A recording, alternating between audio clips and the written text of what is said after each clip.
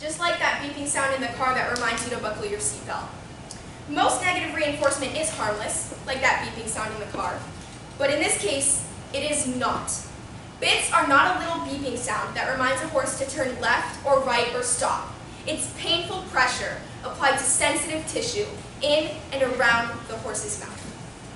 Yes, bits do control a horse, but according to a Tufts University study, they cause at least 50 problems, some of which are instilling fear, making the horse fight back, and a condition called facial neuralgia, which causes nerve pain and head shaking. There are different types of bits. One kind, like a loose ring bit, which is this bit, can cave up into the roof of a horse's mouth and cause serious damage. This is a bitless bridle. Not bad, not bad, not bad. That's a bitless bridle. As you can see, there's no metal bit that has been inserted into the horse's mouth.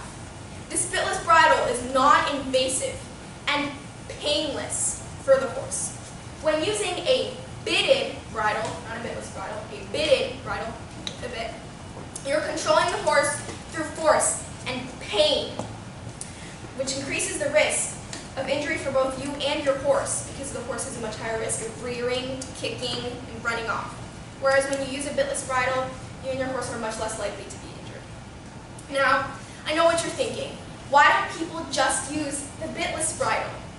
Well, sadly, the reason is ignorance, or no knowledge that another way exists. They say, well, I need my bit, or my horse will run off with me.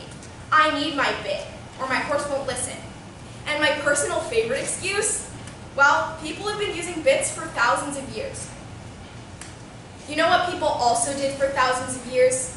They lobotomized people, they had slaves, and they didn't have electricity or smartphones. Do you really want to live like them? And all these problems that people think they need bits to fix are in fact caused by the bit. I don't see how anyone could do this to a horse and know it's wrong. If anyone did this to a cat or a dog, society would be horrified. Horses are the only animal where it's looked at as acceptable to put a piece of metal in their mouth and control them. Now, I did used to ride in bits until I started doing this research, and I came to the realization that this was wrong. And if you dig a little deeper, it gets even worse. Horses were not designed to be ridden. Studies have proven that a horse ridden for longer than 15 minutes a day experiences pain. 15 minutes. Horses are ridden for hours on end every single day, and they start experiencing serious back pain after only 15 minutes. The next time you watch Olympic show jumping, think about that. Those horses are ridden for hours and hours, doing something they don't even enjoy doing, with a painful bit in their mouth controlling them. The equine world has become so selfish. There was a time people loved horses for more than their ability to win prize money, or a big ribbon bent to our will. Even if you're not really into horses, I encourage you to speak up about this. I'm actually going to be providing my local barns with bitless bridles and asking them to give bitless riding a chance. It's time that the equine world moved from competition to compassion. I'm being the change I want to see in the world.